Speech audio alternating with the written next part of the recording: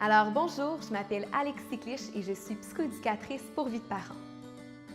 Alors aujourd'hui, je vais vous parler de la phase du non chez l'enfant, ou la phase d'opposition, ou l'âge du non. De quoi parle-t-on exactement? En fait, c'est une phase qui peut débuter vers les 18 mois, s'intensifier vers les 2 ans et persister jusqu'aux 3 ans. Cette phase n'est pas facile pour les parents en raison des forts sentiments de colère et d'impuissance qu'elle suscite.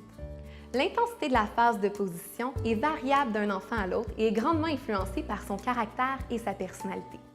Plus précisément, l'enfant va s'opposer aux parents en affirmant le non, mais également ça va s'accompagner de colère et de bouderie. En grandissant et par le développement de son langage, l'enfant découvre l'affirmation de soi.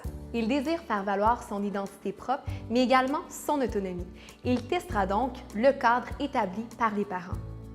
Bien que perçue négativement, la phase d'opposition permet à l'enfant de développer ses goûts et ses intérêts, de mettre de l'avant son individualité et de sortir de la phase de fusion avec ses parents.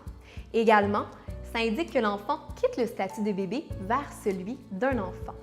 Il développe donc l'affirmation et la communication saine.